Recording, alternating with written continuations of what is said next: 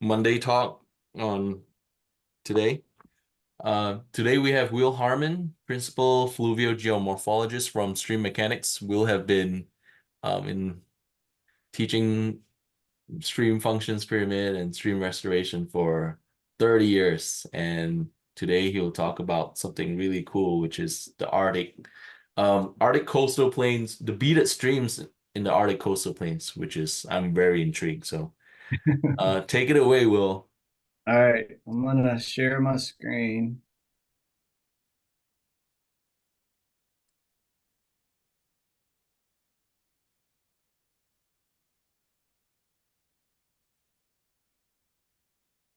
Is that coming through? Yes. All right,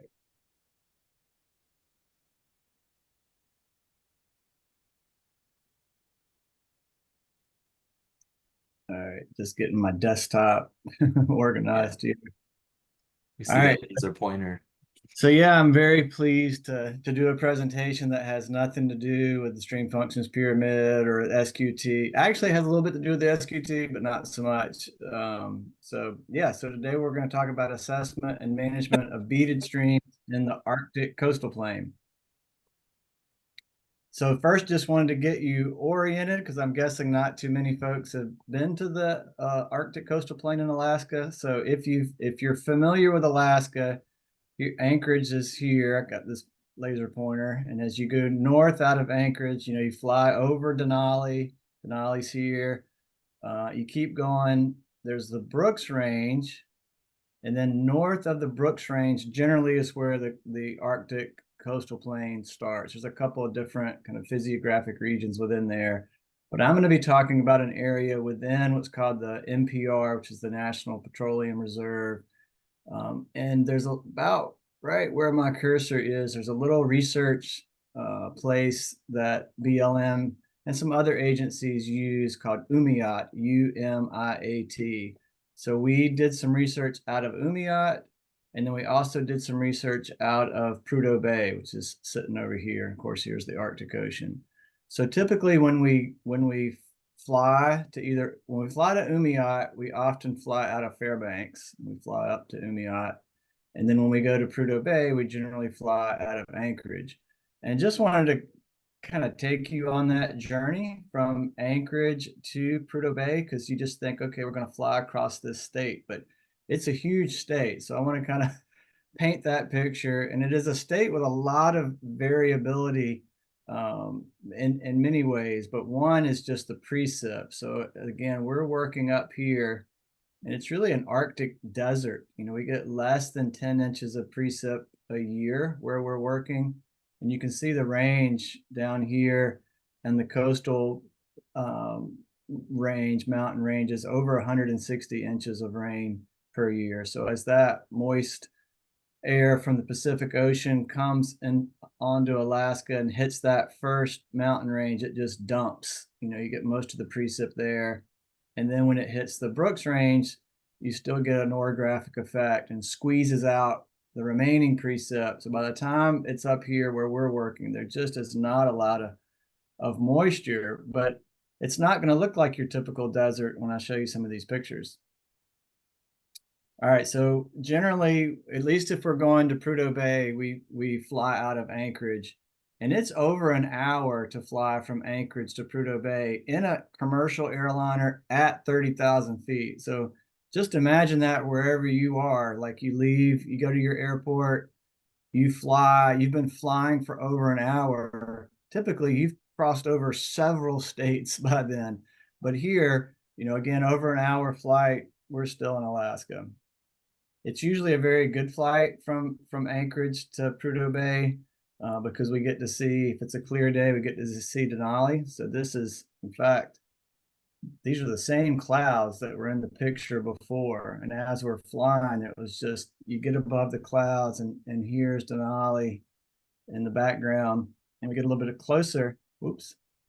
And you can see that cloud bank is just butting up against this Alaska range. All of these peaks are about 10,000 feet if you put a best fit line through these peaks. And then Denali is over 20,000 feet. So it is twice the height of the mountains beside it. And then this is the north side over here, and there's a little lake called Wonder Lake. So there's a shot from Wonder Lake. If you ever get the chance to visit Denali, there's nothing quite like standing. If you stand at Wonder Lake, you're at about 2,000 feet, and you're looking up at Denali at 20,000 feet. There are few places on Earth where you can just stand and have 18,000 feet of relief right in front of you. It's quite spectacular. But we're going to keep going. So we go past Denali, and then as we get near Prudhoe Bay and start to land, it begins to look like this, a very different landscape. And in fact, it to me, when I first landed here, I'm like, this feels like another planet. Like it is so different than any place else that I've ever worked. And I kind of fell in love with it, actually. All right, so when we fly out of Fairbanks, it's a very different deal. There's not a commercial airliner that goes to Umiat, so we're chartering a plane. We throw all of our gear onto that plane, and then we land in this. Basically, it's just a runway with, you get your little welcome sign, welcome to Umiat. I think Umiat has a webcam, so you could Google Umiat, and I think you can see pictures from there. And it's just kind of a row of buildings that BLM has a little research outpost. You can see this is where we would hang out in the evenings and work up data from the day. And then this is where we would sleep. So each of these is just just a little room with a cot that we would sleep in. And then we would take a helicopter to our field sites each day. So this was our mode of transportation once we got there. And this is what the view looked like as we would go to work each day. So we're in our helicopter flying over the Arctic coastal plain. And, this is what we would call up there an alluvial river. So we kind of broadly classify the streams up there as either alluvial rivers or beaded streams. And I'm going to focus on the beaded streams today, but just wanted to show you this picture. I mean, this is very typical of what you see, just really highly sinuous channels. And then on top of these terraces, it's just very wet. There are lakes and ponds everywhere, these large sinuous channels cutting through there. There's some videos of where these streams will erode into a terrace and capture a lake. And you can see like a 10 to 15-foot waterfall over this terrace as it drains the lake. It's quite impressive.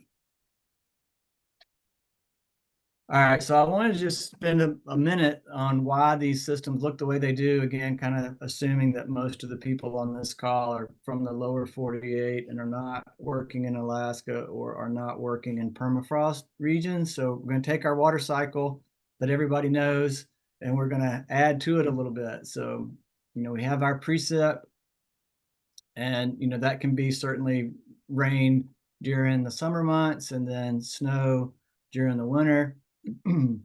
And you certainly can have snow accumulation. And then right along the ground, there's an area that's called the active layer. It's usually between 1 and 3 feet thick, but it can vary quite a bit. That's just a typical range. And this active layer is what thaws each summer. So it's obviously frozen in the winter, and then you have the summer months. The active layer is what thaws, and then underneath that is permafrost. So this is permafrost hydrology area. So permafrost is that frozen soil and ground for at least 2 years. That's the definition of permafrost.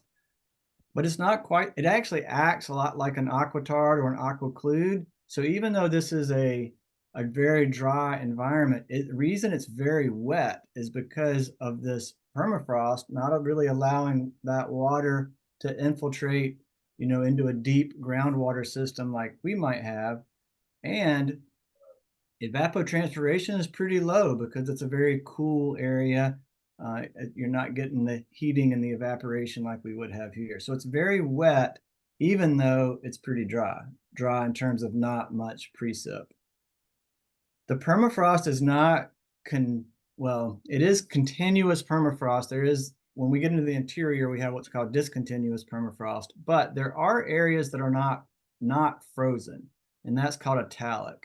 So you can have areas under the permafrost, even within the permafrost, where there is liquid water that can come up and form icings or springs. Some of this will form these frost mounds. And so you can get some really funky topography from this interaction between the permafrost and the talic. You also, in these lakes or even some of these beaded streams, you can get a lot of snow accumulation that keeps these areas from freezing. So some of the really deep pools in the beaded streams will have water through the winter, which is important from a fish habitat refuge perspective. All right, so here's a shot of that landscape. So here's one of those areas where you've had kind of that active layer mound up from the freezing. We call this a pingo. And then if you also look, you see just this funky kind of topography, these wedges, these polygon shaped formations. These polygons are formed from ice wedges, and in between these ice wedges, you can get thawing. And that's actually kind of an important process for how these beaded streams begin to form. All right, so here's an on-the-ground shot of one of these beaded streams. So beaded streams are characterized by these shallow runs that often do form along those thaw wedges, and it begins to flow.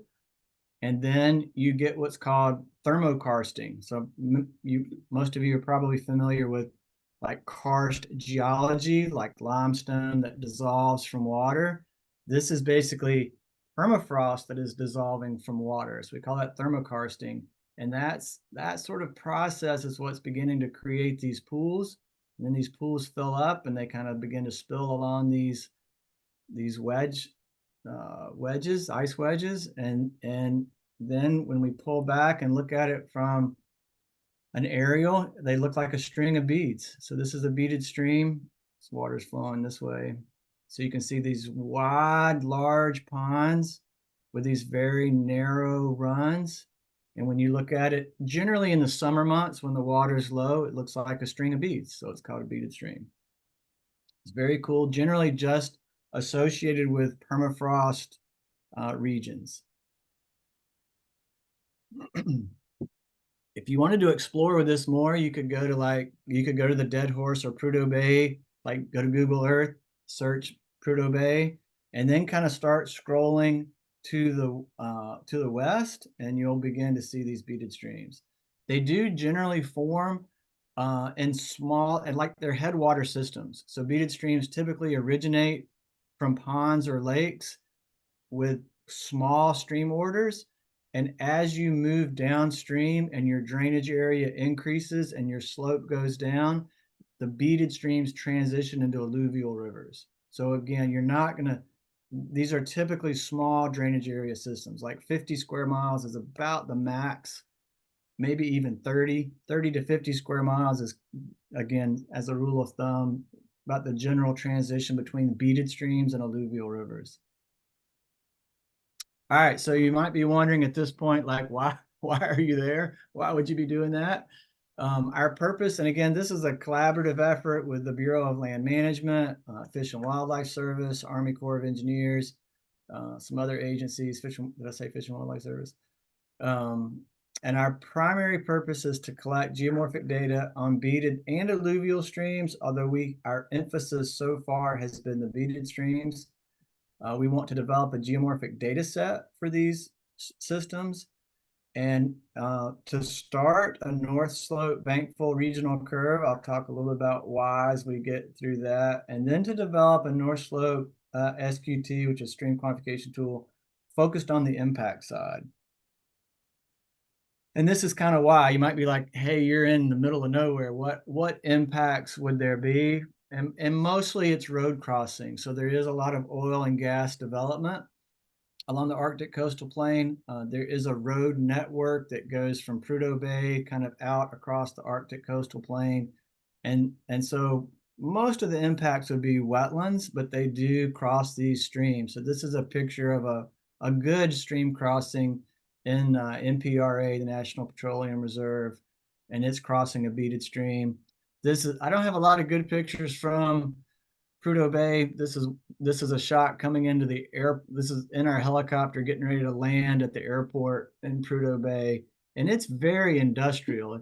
I would, this is not like a tourist destination. I mean, it is a place that people go to work. Although some tourists do go here to see the Arctic Ocean, but I actually wouldn't recommend it. So anyway, this is kind of how people get here, and then there's this road network that is maintained and crossing both the alluvial rivers and the beaded stream. So that's the primary impact that we are interested in. All right, so we wanted to do these, we wanted to actually do geomorphic assessments, kind of the standard way we would typically do them with the SQT if we're going to build an SQT for here. And so we had to take some liberties with some of these geomorphic terms like bankfull, inner berm, and then a riffle run pool glide, because these are not, they are not gravel bed systems, although we did have a few beaded streams that did have a little bit of gravel. But again, the processes that are forming beaded streams are really thermokarsting and not erosion and like sediment supply and sediment transport that would be more typical of your alluvial systems. If there is sediment being moved here, it would probably be more in like the dissolved load. So if we think of sediment supply being bed load, suspended load, dissolved load, most of this would be dissolved. So it's very small particles, silt, clay. Some of the beds here are even peat. So it is sort of this stream wetland kind of combination system that we're working in. But again, we wanted to see if we could apply some of these terms, but maybe with redefine them a bit. So we created a crosswalk for the geomorphic terms between what we would call the classic definition and a definition that we adapted to the beaded streams. So we did bring forward that bankfull term. And of course, that is the flow that naturally forms the channel. It's the break point between channel and floodplain processes. So we really took this part of that definition and brought it over and said, can we see a break point between those processes of a channel and a bit of a floodplain? And we found that we could, and that it actually correlated pretty well with what another researcher, Chris Arp, had called a willow plain. So we brought that over as well. And then we right off the bat saw that there were sort of two features with these systems. So we said, okay, it looks like there is an inner berm. That naturally would be the depositional feature that's at a lower stage than bankfull, maybe about half bankfull. And here in the beaded streams, we found that corresponded with a sedge plain, which was kind of the break point between the low flow channel and a place where there were sedges and herbaceous vegetation and very wet. Then, again, it is not at least the vast majority of the systems that we assessed were not gravel bed systems. Technically to be a riffle, you need to be in a gravel bed system, although we typically call crossovers riffles, even if it's in a sand bed system for assessment purposes. So here we said, all right, we're gonna call that small, narrow channel between pools the riffle. In other research, they just called that a run. So they made this a run pool system. That's fine. I actually have no problem with that, but we did go ahead and say we're going to call that the riffle, just to keep the same terminology as everything else. And then we did not change run and glide. Run was still the transition between the riffle and the pool, and the glide was the transition between the pool and the riffle. All right, so I'm going to take you to Bills Creek and kind of show you some data. Here's that beaded stream. Again, you can see this is what we would call a riffle, this narrow area, and then opening in. This could be a run here, and then opening into this pool. And then when you come out of this pool, there's a very steep, what we're calling glide, up to this next riffle. The other thing I like about this picture is you can see there is a well-defined valley here. Like it's a little bit bowl-shaped. You can even see again, it's a pretty dry landscape. So, and this was early in the season. So you can see the veg really greening up right along the low area and right next to the stream. So zooming in a little bit more, here's that inner berm or the beginning of the sedges. So again, we're kind of calling sedge plain inner berm and bankful willow plain. I will say that we've done 2 years of data collection, and these pictures are from the Umiat area, and that willow plain was more prevalent in the Umiat region than it was in the Dead Horse or Prudhoe Bay region. But you could still see these. They do correspond also with breaks and slopes. So it's not just vegetation. There is a geomorphology correlation as well. All right, so here's the profile using that application. So again, the riffles don't look quite like a riffle in alluvial valley in that it could be pretty variable. Like you could find some kind of deep spots in these narrow areas, probably where you're getting a little bit of thawing. And so just recognize that from what we're kind of calling a header riffle to a pool is almost more of a plan form determination. It is where the channel is narrow. And then from this pool to this riffle, it's where you're widening out.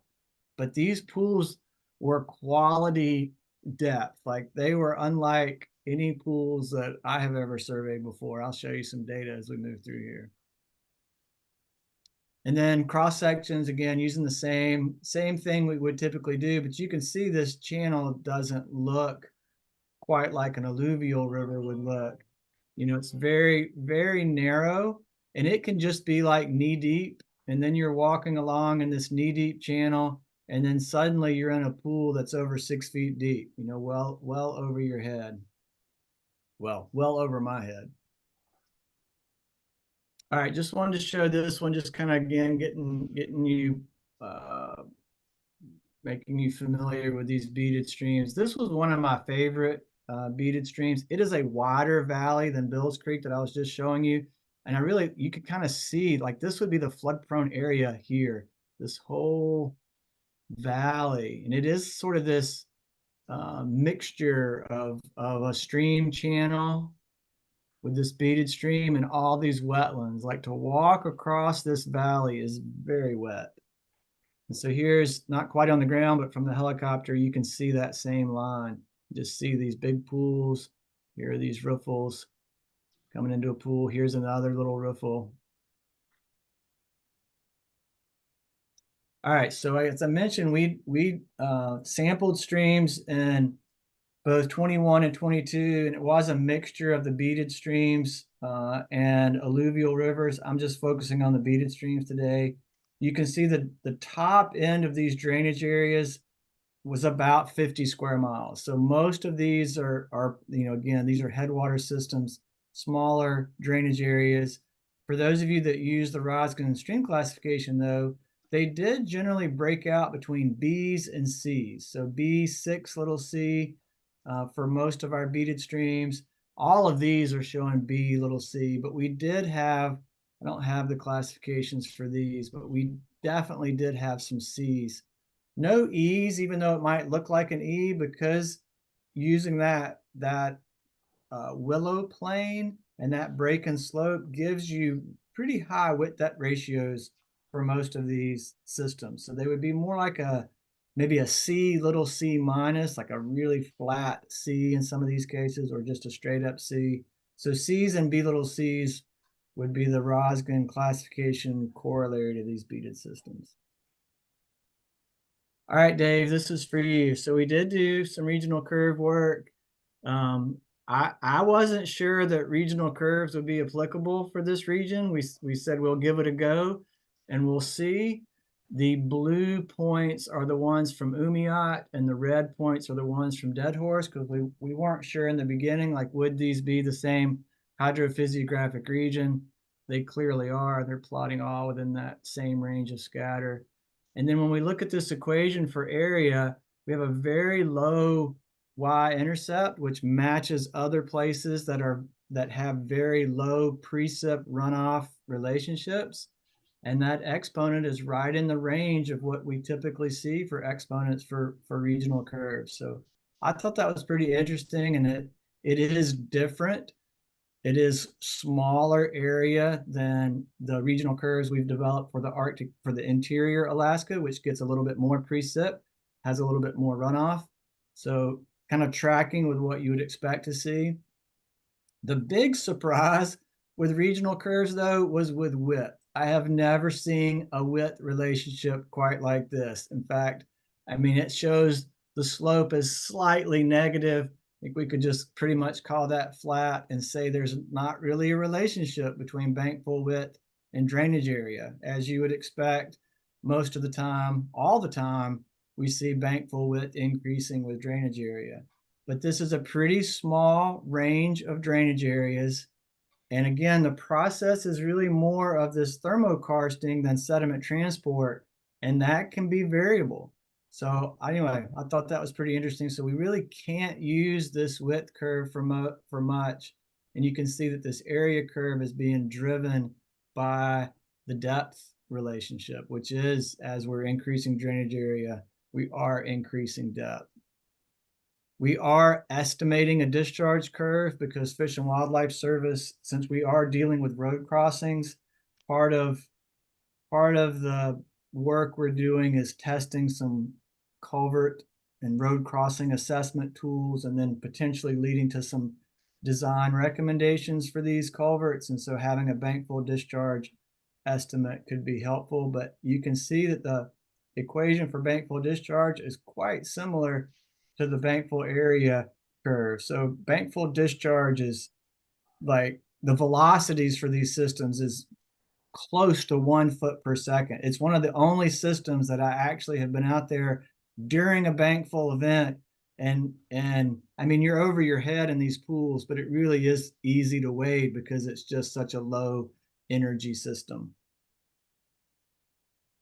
All right, so I thought I'd kind of finish the presentation with just some data. The pool spacing ratio, though, did not work well for us because you're dividing it by a bankful width, and we're seeing that bankful width be so variable. So we moved away, even though you can kind of see this regular pattern of pools, we moved away from that ratio and started reporting the data just as a pool density number. So this would be number of pools per 100 feet.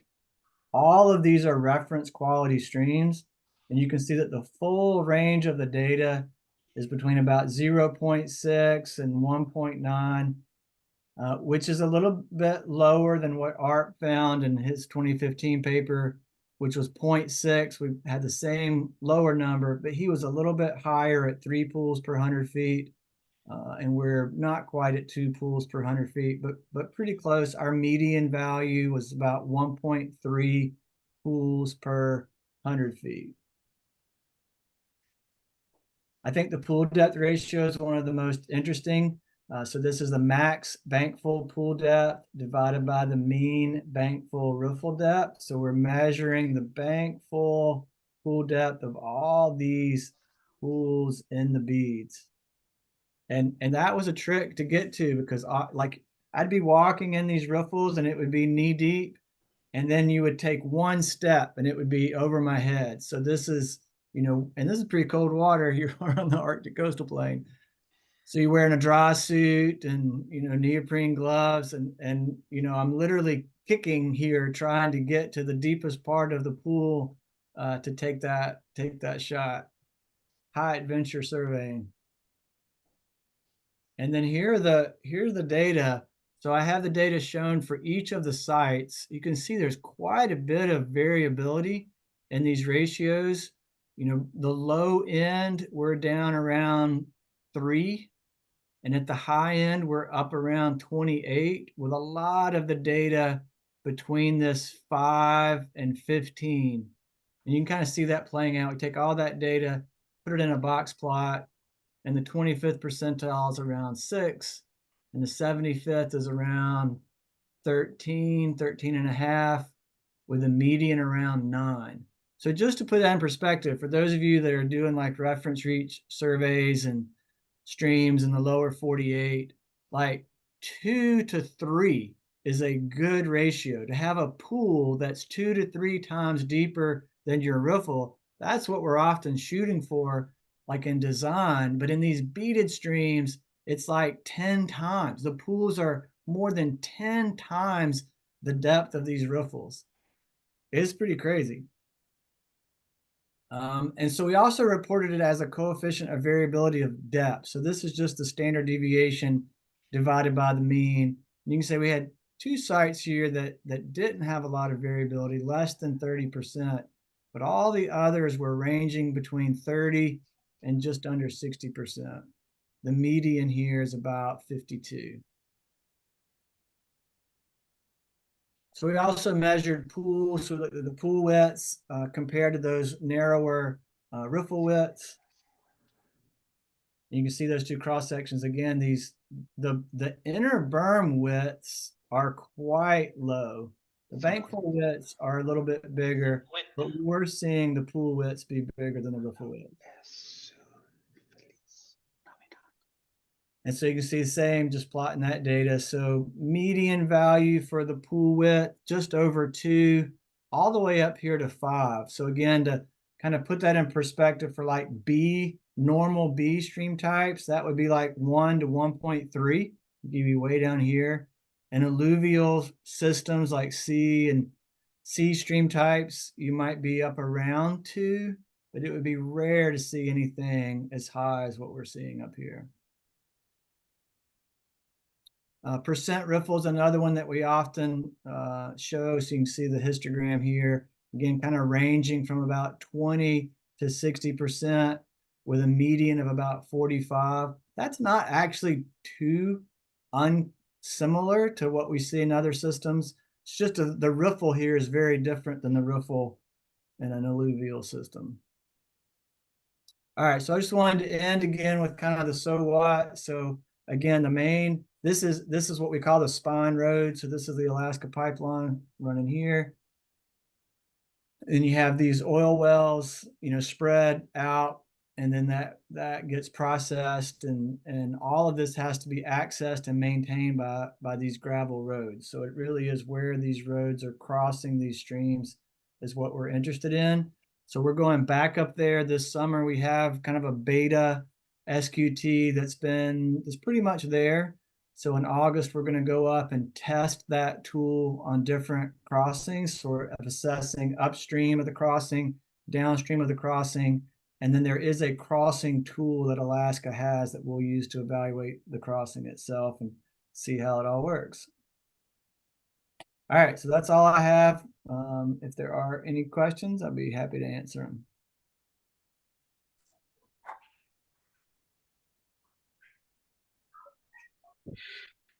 Yeah, I have a question for you, Will. This is David.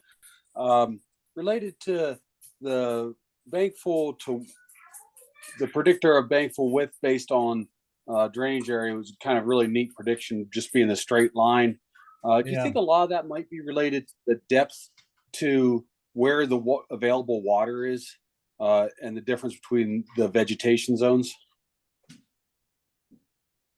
I think it probably has more to do with the vegetation zones than the depth, although it could.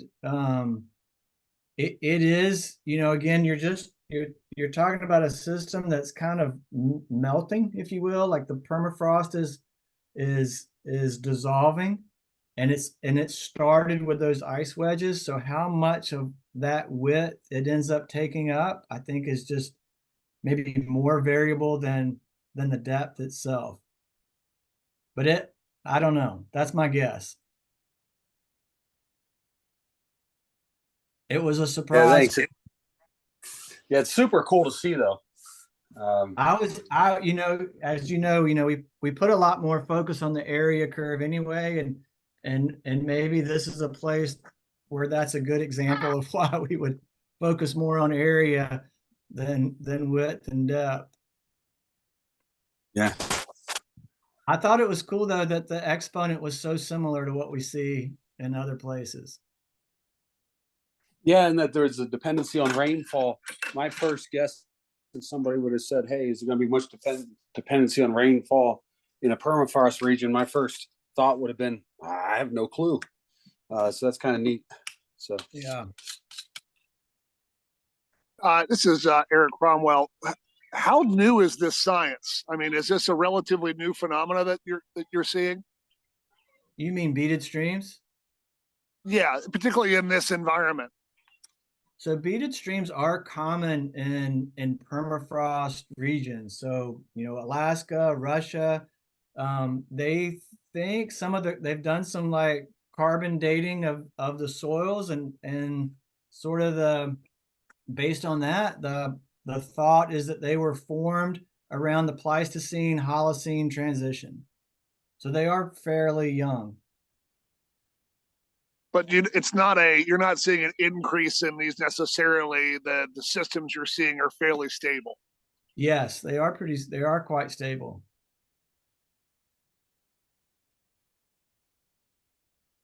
Nice. We have and a Will, question. we've seen the same. Oh, go ahead, David. I was just going to comment. We saw the same thing up in the Northwest Territories and in the Yukon, where we got into flat areas. Of course, wherever you have any kind of slope on these smaller drainages, we didn't see that anymore, but in the flat areas. Yeah. We have a question in the chat. Sean Connolly's asking how, and I was wondering too, how was the salmon or trout sampling? Did you see any in them? Mostly grayling for year. We Grayling. did see quite a bit of grayling. Yeah. So our helicopter pilot would often fish while we were surveying.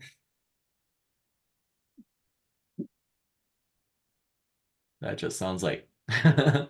You just go hop pool to pool and go fish there. Like So Will, if I deep can, pool. this is Sean. So you did not Hey, Sean. sample any salmon while you're out there. Is that what I'm hearing? That is what you're hearing. I don't know that there would be salmon here. Grayling would be the predominant fish, maybe Dolly Varden, but I'm kind of getting out of my area of expertise. Man, But I thought for sure you'd had king salmon at least one night or walleye or something. But so that, yeah, that would be a different part of Alaska. Awesome. Thanks. Yeah.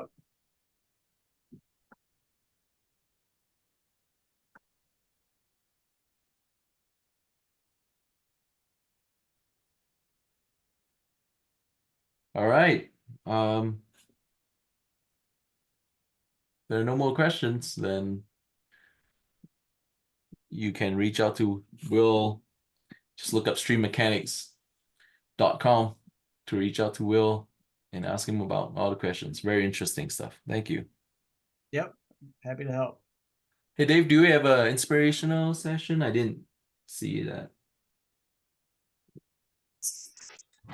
No, we didn't have anything planned for today. Okay. Sounds good. Well, thank you all. Have a good afternoon. Thank you all. Thank you very much, Will. Thanks, Yeah, Will. pleasure. Thanks, Jim. See y'all. Thanks, Will. Thank you. See y'all. See ya. You guys.